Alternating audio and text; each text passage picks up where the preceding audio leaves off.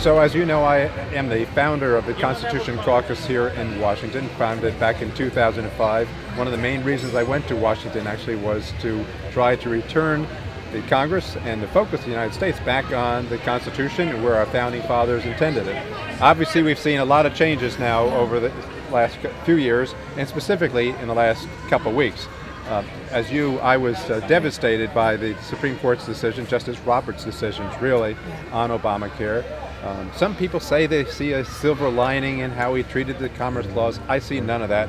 All I saw is a devastation of the Constitution. Certainly not what our founding fathers intended. Certainly not what our parents envisioned for their children, and now us for our children, to be able to grow up in a country that had the exact same freedoms and rights that our parents and the founding fathers envisioned for this country. Exactly, to the point. And now that the decision has been rendered, what do we do next? Well, the most immediate step, of course, is addressing the issue of Obamacare, but there'll be other ones going down the road. But on Obamacare, what needs to be done is to repeal it, pull it out by its roots, and return this country to where we should be going on the issues of health care.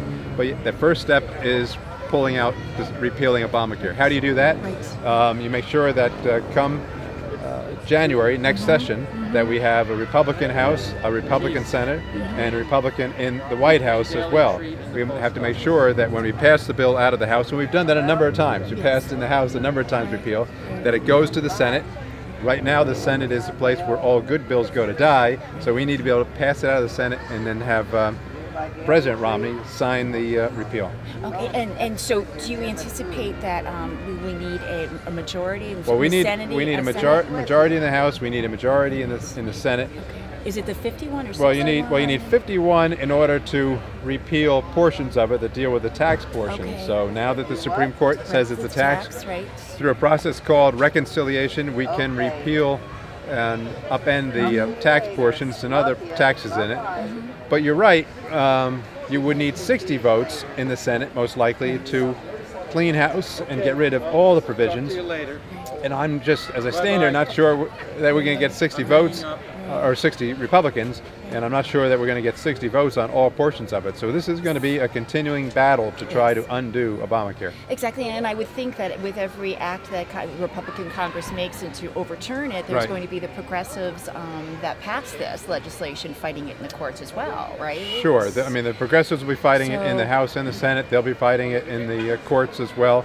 And the conservatives will be fighting it in the courts. There's a number of provisions of it that are still, as we speak, making its way through the court challenges. The issues dealing with religious freedoms, for example, those provisions are making their way through the courts as we speak.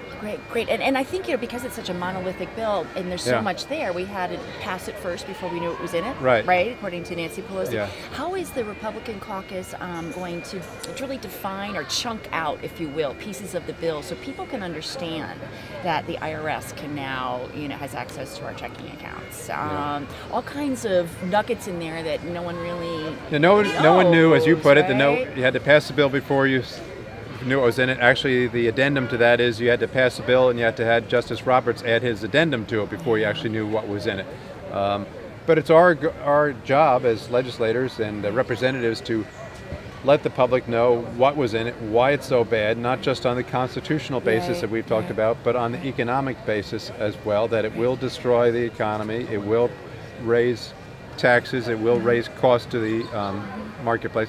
I was with a taxi driver the day the bill passed, and he said, "Oh, isn't this a great thing? Because now I will have health insurance." And I said, "Well, no, this doesn't mean you have health insurance. This means you are forced to buy it or be taxed." Right. And then his response was, "Oh, but it will drive down the cost of health insurance." And I said, "No, tell me one thing in this bill in Obamacare, that will actually lower the cost of health insurance." There's nothing.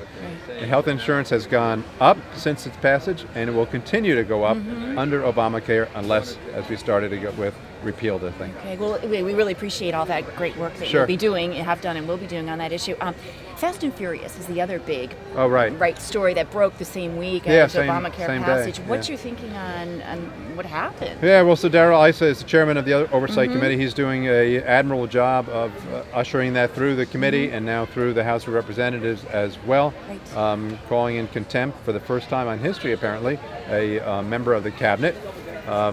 So we took that step. Right. The next step was for Justice to respond to us favorably. They did not, of course. Right. They didn't said arrest their boss. they're not going to arrest their boss.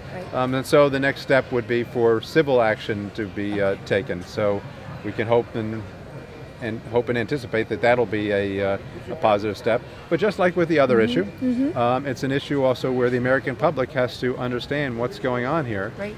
That you have a situation where an attorney general, for the first time in history, has been held in contempt for basically failing to tell the American public, not Congress, but failing to tell the American public who knew what when, what was he doing, and not abdicating his responsibility. Right, and for those folks who don't know what Fast and Furious is, it was the Obama administration, the Department of Justice, and probably the State Department, right, got guns, automatic weapons in the hands of drug runners. Right, so Mexican drug runners. the American government helped facilitate guns to go into Mexico that then facilitated the death of an American citizen, American law officer, and also the death potentially of upwards of 200 Mexicans as well. Sometimes that's forgotten in this discussion. So over 200 lives were taken by the failure, misfeasance of people in office. And all we're asking is, who's responsible, and what is Justice doing it? And Justice is saying, we're not going to tell you who's responsible, and we're not going to do anything about it. Right, so they're kicking the can down the road until after the election. Well, who knows where they're kicking it? I don't know that they're kicking the can down the road. More likely that they're trying to hide the can. I think they're trying to bury the can. Exactly. Use that analogy. So if we go to the civil courts in guess in Washington D.C., right? You'd be asking a judge to take a look at these charges, right? That's and then open up discovery. Is that the idea? That's the idea. If we can't get discovery through Congress, maybe we can get discovery through the court system. So this is part of a bigger issue, though, correct, Congressman? Sure. I mean, you've got the Department of Justice and the White House with the, putting up the barrier, saying we're not going to respond to Congress. You have them passing through executive order the amnesty bill for illegal immigration. Right. Yeah. Very good. So, what does this say about how Congress has been treated, and what that means? Well, you put it one way, that how Congress has been treated, but I put it, and I think you agree, that it's how the American public has been treated. That's true. The American public is just asking, through the representatives, tell us what is going on and abide by our wishes. So on Fast and Furious, they're saying, tell us who knew what when. On the immigration issue, they're just saying, abide by our wishes. Now, Congress represents the American will of the people. Congress has voted repeatedly to say no to allowing illegals to be able to stay in this country and get all the benefits of legals. The American public says that, and Congress has done that. So on that point, the American public is saying to the president, respect our wishes. Don't do everything through executive orders as you may want to do it. Listen to the American public. Exactly. So we no longer have a representative government, correct? I mean, it's not as far as the president is concerned. He is not representing what the will of the American public on these issues. Absolutely not. So that's really the big picture. That is, you've hit it. You've gotten it to the top, and you got to the big picture. Very good. Well, thank you so much for joining us today. Happy 4th of July. Happy Independence Day. Thank Absolutely. you.